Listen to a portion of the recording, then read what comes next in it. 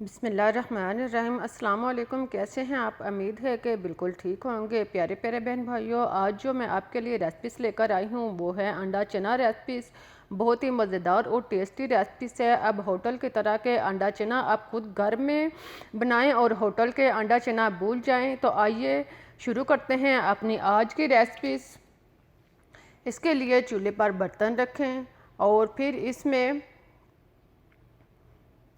आधा कप घी शामिल करें। घी गरम होने पर अब इसमें प्याज एक अदद इसको बारीक कटर करके इसमें शामिल करें और इसको घी में खूब अच्छी तरह फ्राई करें।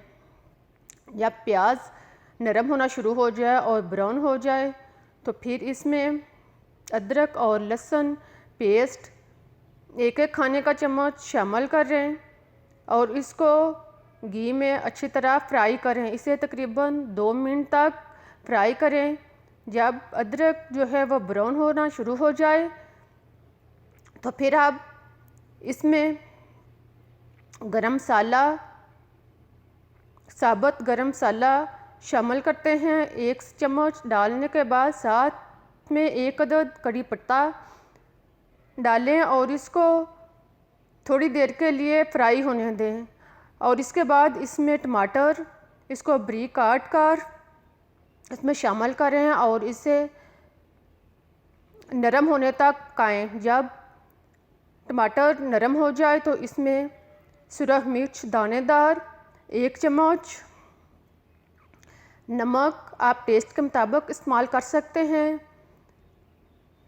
इसके बाद इसमें हल्दी पाउडर आधा चम्मच शामिल करने के बाद इसको खूब अच्छी तरह मिक्स करें।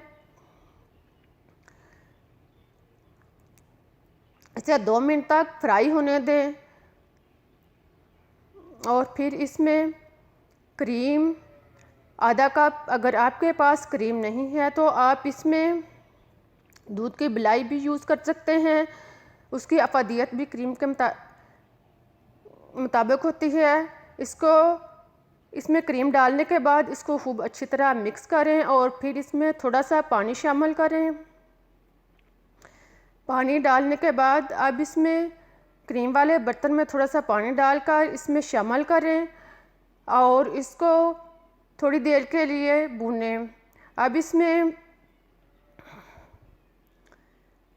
खुश्क धनिया पिसा हुआ 1 चम्मच, काली मिर्च पिसी हुई 1 चम्मच, ज़ीरा पाउडर पिसा हुआ 1 चम्मच, इन सब को डालने के बाद चम्मच के साथ खूब अच्छी तरह मिक्स करें। सारे मसाला जात को खूब अच्छी तरह भूनें और साथ में थोड़ा थोड़ा पानी मिलाते जाएं और साथ में मसाले को खूब अच्छी तरह भूनते जाएं। इस तरह मसाला जो है वो खूब अच्छी तरह यकजां होगा। मसाले को जितनी अच्छी तरह आप यकजां करेंगे इतना ही सालन मज़ेदार और टेस्टी बनेगा। देखें जब मसाला भूनकर इस तरह का बिल्कुल नरम और यकजां हो जाए तो फिर इसमें आप उबले हुए चने जो कि पहले हमने उबाल के रख लिए थे इसमें 1 कप शामिल करें। चने डालने के बाद इसको मसाले में अच्छी तरह मिक्स करें और साथ में 1 कप पानी शामिल करें। पानी डालने के बाद इसको खूब अच्छी तरह मिक्स करें।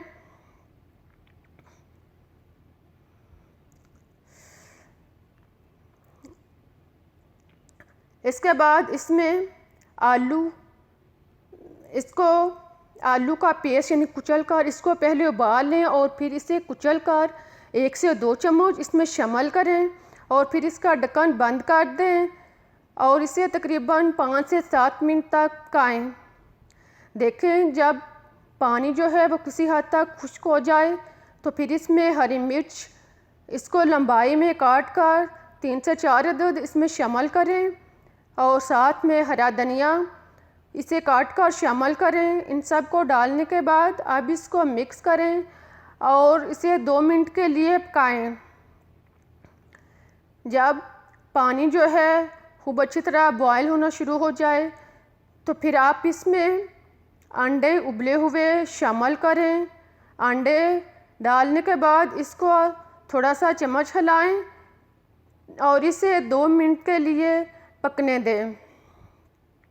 अब हमारा सालन जो है वो पकने के करीब आ चुका है। आप अपनी मर्ज़ी के मुताबिक इसमें शोरबा रख कर चूल्हा बंद कर दें और फिर इसको एक डोंगे में निकाल लें। देखें कितना मज़ेदार और टेस्टी सालन है। इसको डोंगे में निकालने के बाद खाने के लिए पेश करें। आई होप कि आपको मेरी रेसिपी पसंद आई होगी। अगर पसंद आई है तो लाइक और शेयर ज़रूर करें और जाते जाते चैनल को सब्सक्राइब करते जाएं।